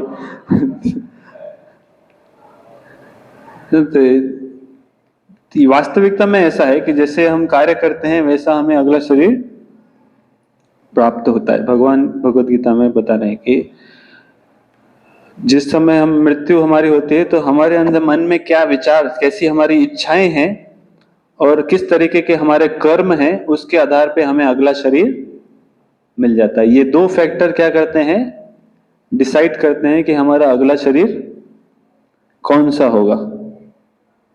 यदि कोई व्यक्ति भगवान के नियमों का परवाह न करके पापाचार्य करता है, अपने मन इंद्रियों को कंट्रोल में नहीं करता है, तो क्या होगा, वो पशु योनि में जाएगा। जैसे कोई व्यक्ति मांसाहार करता है तो मनुष्य जीवन में मांसाहार नहीं करना चाहिए क्योंकि पशु के लिए है वो, मनुष्य के लिए तो अन्न, फूल, फल, सब्जियां, बहुत सारी वस्तुएं खाने के लिए। तो यदि मांसाहार करेंगे तो प्रकृति अगला शरीर कौन सा दे देगी, शेर का, क्योंकि शेर के लिए नेचुरल है, उसको पकाना भी नहीं पड़ता है, मसाले भी नहीं डालने पड़ते हैं, खाओ बस रक्त पियो। वैसे ही कोई व्यक्ति बहुत ज्यादा सोता है, दिन में 10-10 घंटे 12-12 घंटे सोता है, तो मनुष्य जीवन एक हेल्थी व्यक्ति के लिए 6 घंटे पर्याप्त है रेस्ट करने के लिए। वो ज्यादा सोएगा तो प्रकृति उसको अगला शरीर कौन सा दे देगी, भालू का। ठीक है, 6 महीने सो जाओ, हाइबरनेट। वैसे ही बहुत ज्यादा अश्लीलता हम प्रदर्शित करेंगे। जैसे यहाँ उदाहरण दिया गया कि आजकल तो एक्ट्रेस छोड़ दीजिए, नॉर्मल व्यक्ति भी अपने बॉडी को एक्सपोज कर रहा है, बॉडी अंग प्रत्यंग दिखा रहा है। तो मनुष्य शरीर में सभ्यता है कि अपने शरीर को ढकना चाहिए, यदि नहीं करेंगे तो प्रकृति अगला शरीर कौन सा दे देगी, पेड़ का। ठीक है, नंगे होके खड़े रहो, धूप हो या छांव हो या बारिश हो, तुम्हें शरीर दिखाना है दिखाओ। समझ रहे हैं? तो इसलिए मनुष्य जीवन क्या है, हमारे पास एक विकसित बुद्धि दी है भगवान ने भेद करने के लिए, एक रेस्पॉन्सिबल लाइफ जीने के लिए, क्योंकि जैसा हम कार्य करेंगे उसके हमें परिणाम भी भुगतने पड़ेंगे। पापाचार में भी लग सकते हैं या भगवान के नियमों का पालन भी कर सकते हैं। हमारे पास क्या है? चॉइस है। तो पापाचार क्या होता है? पाप कार्य। तो पापमय जीवन के 4 जो है स्तंभ बताए गए हैं, 4 पिलर्स ऑफ सिंफुल लाइफ। पहला है मांसाहार करना, दूसरा है नशा करना, ड्रग्स, सिगरेट, पड़की, है ना, इत्यादि, ये सब क्या है? नशा करना। तीसरा है जुआ जुगाड़, गैम्बलिंग। और चौथा है पर स्त्री गमन, इलिसिट सेक्स, मतलब अपनी विवाहित पत्नी के अलावा किसी से संबंध, विवाह के पूर्व या विवाह के उत्तर भी। समझ पा रहे हैं? तो ये क्या है? 4 पाप के स्तंभ हैं। तो यदि हम इन पापमय कार्यों में प्रवृत्त होंगे तो फिर हमारा क्या होगा? पतन होगा पशु योनि में। जैसे यहाँ पे बताया गया है, एक कुत्ता है, उसको कोई परवाह नहीं है कि दर्जनों कुत्तियों के साथ वो घूम सकता है, लेकिन मनुष्य में क्या है? विवाह संबंध बनाए गए। हर सभ्य समाज में ऐसा होता है। हम ब्रेक करेंगे तो प्रकृति हमें फिर उसका परिणाम देगी। तो पापाचार करेंगे तो हम निम्न योनियों को प्राप्त होंगे, और यदि हम रिस्पॉन्सिबली जीवन को जिएंगे, है ना, धार्मिक जीवन का अभ्यास करेंगे, है ना, प्योर लाइफ जिएंगे, तो जैसे हम तपस्या यहाँ पे बताया गया है कि वॉलेंटरी, जैसे सुबह जल्दी उठना, उठ के सूर्योदय के पहले उठ जाना, स्नान करना, ये थोड़ी तपस्या है। लेकिन ऐसा करके हम भगवान का स्मरण करेंगे तो क्या है? उससे हम रिलीजियस धार्मिक व्यक्ति बनेंगे तो हमारा पतन नहीं होगा, हम उत्तरोत्तर प्रगति करेंगे। तो ऑस्टेरिटी हुआ, और सेक्रीफाइस, जप यज्ञ, है ना, भगवान के नाम का जप करना, वो क्या है? एक प्रकार का यज्ञ है। कोई बोल सकता है यज्ञ में तो धुआं होता है, अग्नि होता है, आहुति होता है, इसमें कौन सी यज्ञ है? तो इसमें चम्मच जो है हमारी जिह्वा है, और जो हमारा कान है वो क्या है? यज्ञ कुंड है। और भगवान का नाम क्या है? आहुति। जब हम हरे कृष्ण मंत्र कह रहे हैं, वो क्या कह रहे हैं? हम कान रूपी कुंड में वो आहुति दे रहे हैं। कलयुग में घी वाला यज्ञ हम कर नहीं पाएंगे, क्योंकि असली घी नहीं मिलता है। ये पतंजलि का घी अगर यज्ञ में डालेंगे तो देवताओं का पेट खराब हो जाएगा, साथ में गोली भी देना पड़ेगा आहुति में। तो जप यज्ञ जो है, यज्ञ है कलयुग के लिए। और नॉलेज कल्टीवेट करना, जैसे भगवत गीता, रामायण, महाभारत आदि ग्रंथ पढ़ के, जैसे आज हम जो हम डिस्कस कर रहे हैं वो कहाँ से? भगवत गीता से चर्चा कर रहे हैं। तो हमें पता पड़ता है कि कैसे हम शरीर नहीं आत्मा है, आत्मा का पुनर्जन्म होता है, इसलिए हमें भविष्य की तैयारी करनी चाहिए। किस तरीके से पाप करेंगे तो निम्न योनियों में जाएंगे, और धर्म के सिद्धांतों का पालन करने से हमारी प्रगति होगी। तो ये नॉलेज हमें कल्टीवेट करना चाहिए। We should cultivate every day. ज्यादा नहीं तो कम से कम 1 श्लोक पढ़ सकते हैं हम भगवत गीता का, राइट। और एसोसिएशन, साधु संग, है ना, जो व्यक्ति गॉड सेंटर्ड लाइफ जी रहा है उसका हम एसोसिएशन लेंगे तो वो हमें प्रेरणा देते हैं, वो अपने जीवन से प्रेरणा देते हैं, और उनके वचनों से वो हमें क्या है? प्रेरित करते हैं गॉड सेंटर्ड लाइफ जीने के लिए। जैसे सिगरेट पीने वाले के साथ रहोगे तो वो क्या प्रेरणा देगा आपको? तू भी ट्राई कर भाई, है कि नहीं? इतना बड़ा हो गया, सिगरेट ट्राई नहीं किया, जीवन तेरा व्यर्थ जा रहा है, ऐसा बोलेगा। है कि नहीं? और वहीं भक्त के साथ रहेंगे, बोले माला ट्राई करके देखिए, 1 माला करके देखिए, अच्छा लगेगा आप। तो संग बहुत जरूरी है। तो जैसे आप अभी लोग जो हैं भक्तों के संग में आए हैं, तो नॉलेज आप कल्टीवेट कर रहे हैं। तो इसलिए इस तरीके से हम ऑस्टेरिटी, थोड़ी तपस्या, यज्ञ, ज्ञान का अनुशीलन और सही संग में रहेंगे तो क्या होगा? हम धीरे धीरे उत्तरोत्तर प्रगति करेंगे, और जब हम पूर्ण रूप से शुद्ध हो जाएंगे तब हम भगवान से डायरेक्ट मिल भी सकते हैं, उनसे बात भी कर सकते हैं, लेकिन उसके लिए योग्यता होनी चाहिए। अभी हमें क्या करना है, वो जो ऊपर की सीढ़ियां हैं उसको चढ़ना चालू करना है, और जो नीचे की सीढ़ियां हैं उसमें उतरना नहीं है। जो पापाचार की सीढ़ियां हैं वो कार्य करेंगे तो नीचे जाएंगे, और जो ऑस्टेरिटी नॉलेज कल्टीवेट करेंगे तो हम क्या होंगे, धीरे धीरे हमारी चेतना में प्रगति होगी।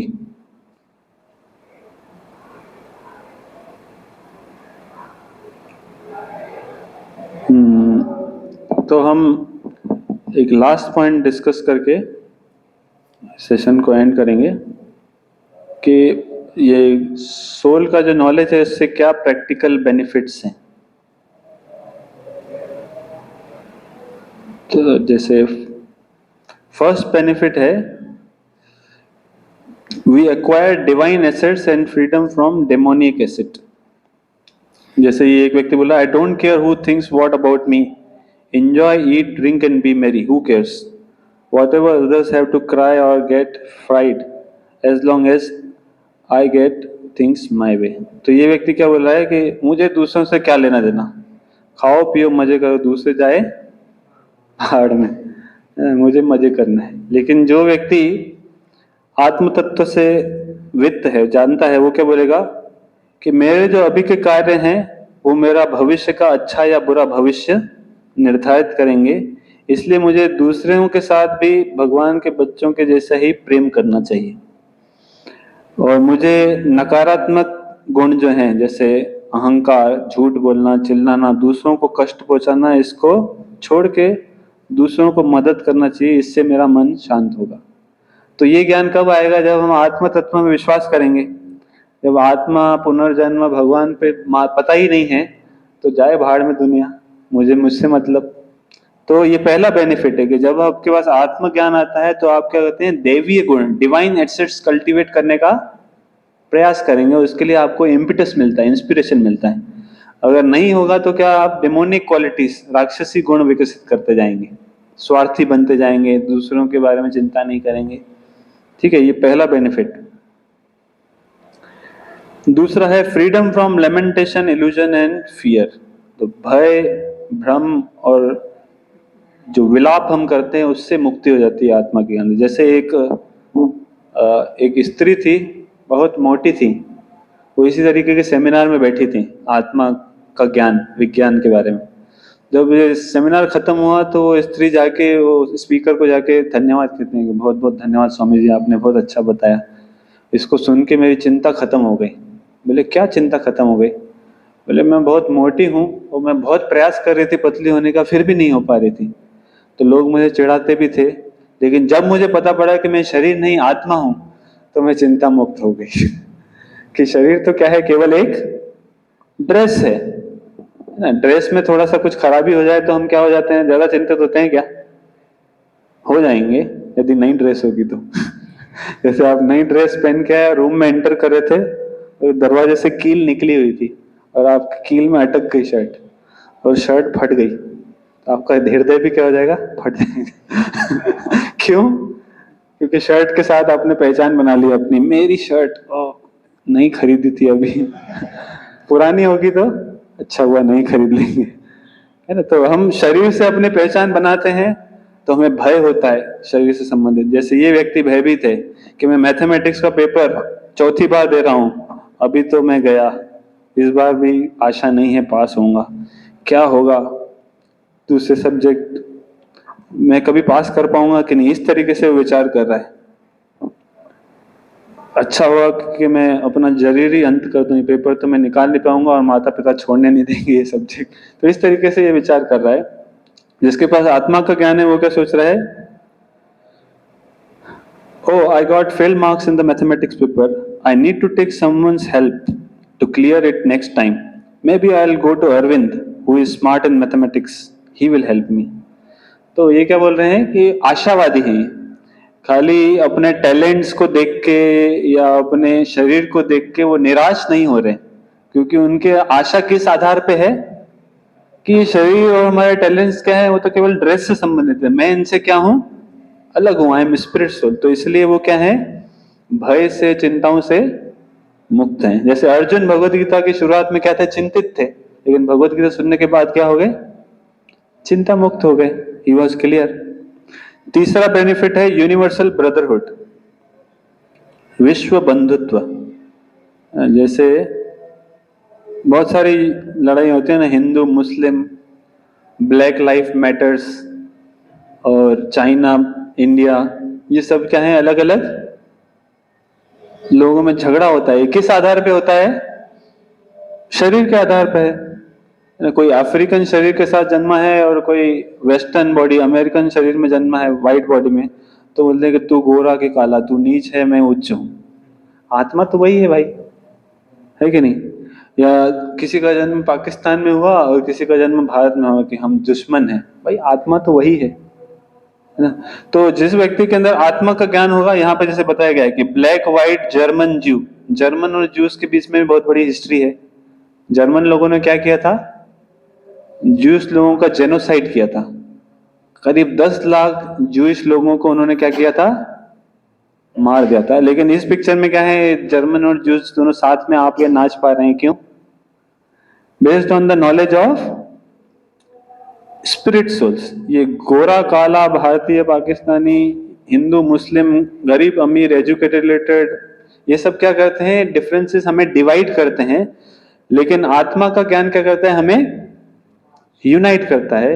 आत्मा का ज्ञान क्या बताता है कि हम किस भी शरीर में हैं तो क्या, लिविंग फोर्स तो वही है आत्मा, और ये सभी आत्माएं क्या है, भगवान के पुत्र हैं। तो हम सब क्या हुए, हम सबके एक ही पिता हैं, तो हम सब क्या हुए, भाई हुए। तो वो स्पिरिचुअल नॉलेज हमें क्या करती है, यूनाइट करती है। तो क्या भगवत गीता का ये एबीसी नॉलेज कि हम शरीर नहीं आत्मा है, सारे स्कूल्स में यदि पढ़ाने लग जाएं तो सारे झगड़े खत्म, यूक्रेन रशिया वॉर खत्म, हमास और इजराइल वॉर खत्म, ये चाइना इंडिया के बीच का टसल, पाकिस्तान के बीच का टसल क्या हो जाएगा, खत्म हो जाएगा।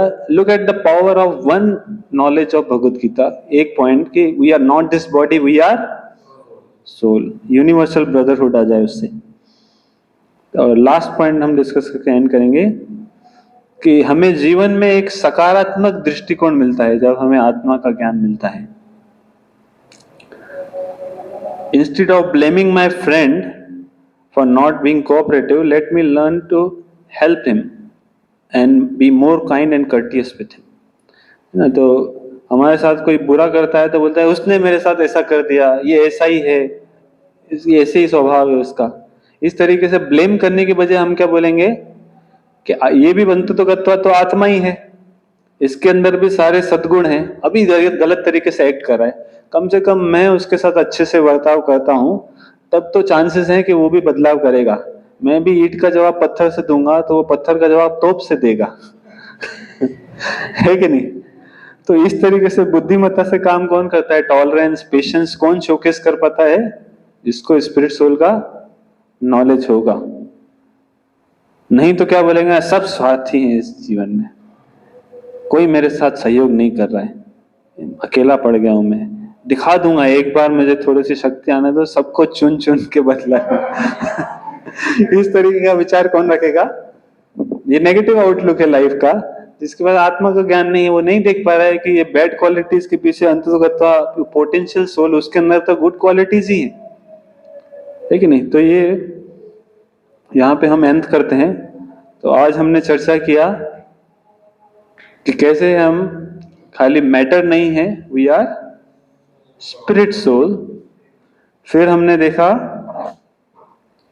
6 प्रकार के चेंजेस जो लिविंग बॉडी और रोबोट के अंदर या डेड मैटर के अंदर 6 प्रकार के चेंजेस नहीं आते। जैसे आप लोगों से मैं पूछूं कि क्या डिफरेंस है एक जीवित और एक नॉन लिविंग वस्तु में?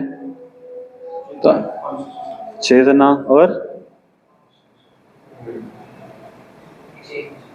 6 प्रकार के चेंजेस आते हैं, और रिप्रोडक्शन, जैसे मैंने उदाहरण दिया ना, लैपटॉप और पीसी है ना, 2 कार मिलके एक स्कूटर नहीं पैदा कर सकते, है ना। तो और फिर हमने देखा था आत्मा के अस्तित्व के 4 साइंटिफिक प्रूफ्स।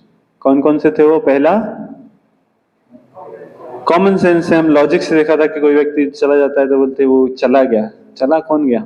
दूसरा हमने देखा था कॉन्शियसनेस के प्रेजेंस से, तीसरा NDOB, और चौथा रीइंकार्नेशन, पुनर्जन्म। हमने एक वीडियो भी देखा था उसमें। फिर हमने चर्चा किया कि रीइंकार्नेशन होता कैसे है, कैसे होता है रीइंकार्नेशन।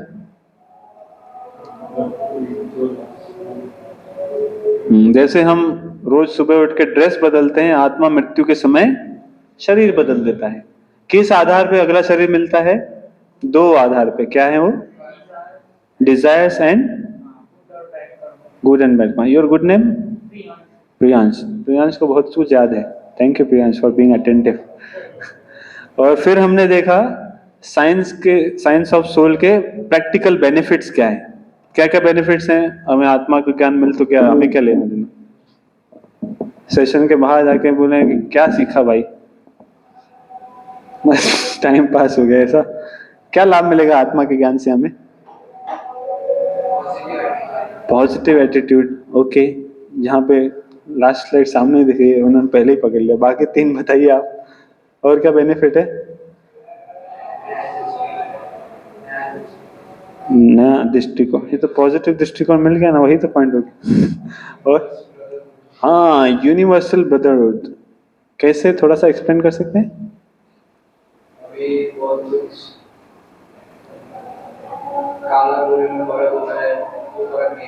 हाँ, हिंदू मुस्लिम, काला गोरा, भारतीय चाइनीज डिवाइड करते हैं, लेकिन आत्मा के अस्तित्व से हम क्या होंगे? हम सब आत्मा भगवान के ही अंश, हम सब भाई हैं। एक चींटी में भी वही आत्मा है, पेड़ के अंदर भी वही आत्मा है, कुत्ते के अंदर वही आत्मा है, सब मनुष्य तो हैं ही, सभी भाई हैं। तो ये ब्रदरहुड। और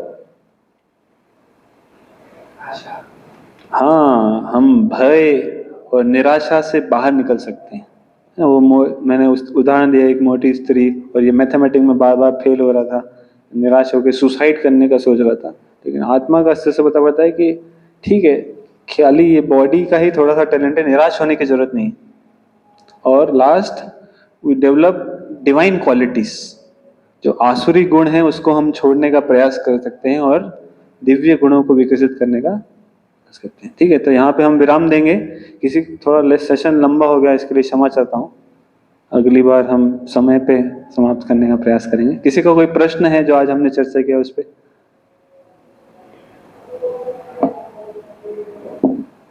कौन?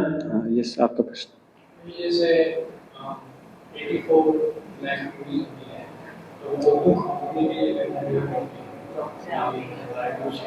बैठ कर वहाँ से भी जाना था। बट अगर आप देखें कि जैसे इस शहर में मुझे भी याद नहीं कि पिछले किस शहर में जो भी यातना है उसे मुझे याद नहीं, तो फिर सबका क्या फायदा होगा? मुझे तो कुछ याद नहीं, लेकिन अगर मुझे अगर याद रहता तो मैं शायद और अच्छे से करता। पहले बहुत कष्ट हुआ, बट मुझे तो कुछ याद नहीं है, इसका क्या? बहुत अच्छा प्रश्न है। प्रश्न सुनाई दिया आपको?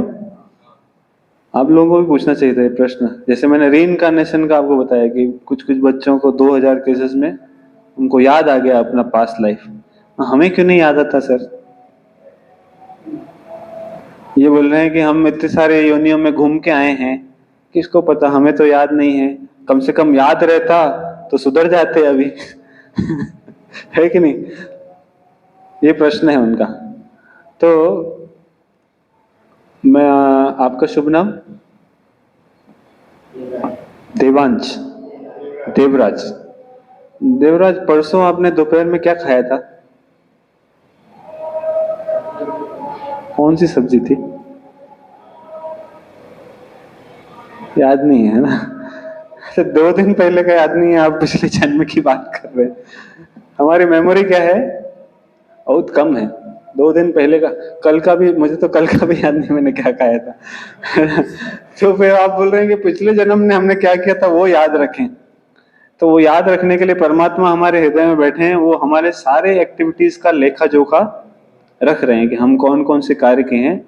भले हम भूल जाएं, लेकिन वो हमें अपने पास कर्मों के अनुसार हमें एक अगला शरीर प्रदान करते हैं ताकि हम उसके अनुसार कर सकें। जैसे मांसाहार किया होगा तो टाइगर शरीर दे देंगे भगवान, उसमें याद रखने की जरूरत नहीं है। याद रखने से एक घाटा भी है। क्या घाटा है? मान लो आपको पिछले शरीर में मनुष्य ही थे और किसी ने आपको धोखा दिया था, है ना, आपके पैसे लूट लिए थे और एक दूसरे व्यक्ति ने आपका मर्डर भी कर दिया था, तो इस जन्म में आके आप क्या करोगे? उसी को ढूंढते रहोगे पूरा जीवन। कौन था वो? वास्तविकता में टाइटैनिक का जो इंजीनियर था ना, उसने बताया था कि ship which God can not sink, भगवान भी नहीं डुबा सकते, वो डूब गया था पहली बार में ही। लेकिन उसने बाद में अगला जन्म आया था, उसने रिसर्च करके बताया कि क्यों उसका शिप डूब गया था, क्या गलतियां हुई थी। तो उसका पूरा जीवन तो किस में चला गया? पास्ट लाइफ के टॉपिक में ही चला गया। इस जीवन को तो जी ही नहीं पाया वो। Just ending with this. तो अगर हमें पास्ट लाइफ, जैसे हमारे बहुत सारे अलग अलग तरीके, पशु योनि में गए होंगे। मान लीजिए हम गाय थे और हमें कत्ल खाने में काट दिया गया था। हम कुत्ते थे और बहुत पत्थर मारे थे किसी ने। इतना सारा दर्द, अभी हमें थोड़ा सा दर्द होता है, जैसे कोई हमारा डियर वन पास अवे हो जाता है और कोई हमें बोलता है चलो भाई मूवी देखने चलते हैं, जाएंगे हम जीवन जीना ही बंद कर देते हैं अपना नॉर्मल, राइट? तो इतने सारे जन्मों के कष्ट याद दिला देंगे भगवान, तो इस जीवन को जी ही नहीं पाएंगे। तो भगवान जो है कृपा करके हमें क्या कर देते हैं, हमारी मेमोरी को भुला देते हैं ताकि हम जी पाए इस जीवन को। लेकिन कुछ कुछ को याद रहने देते हैं ताकि नास्तिक व्यक्तियों के लिए प्रूफ भी रहे कि आत्मा का अस्तित्व है। Okay, does it answer your question? So now we are prasadam. तो अभी डिनर है, आप कोई पानी पीने के लिए या टॉयलेट यूज करने के लिए आना चाहे तो जा सकते हैं, फिर यहीं पे डिनर होगा, ठीक है? कहाँ पे? वहाँ पे प्रसादम। ओके, और कोई प्रश्न है?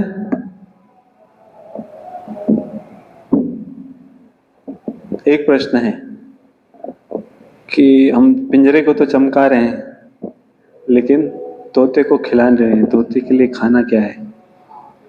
वो अगले सेशन में बताया जाएगा। हरे कृष्णा। ठीक है, thank you for your patience and attentive hearing. Hare Krishna.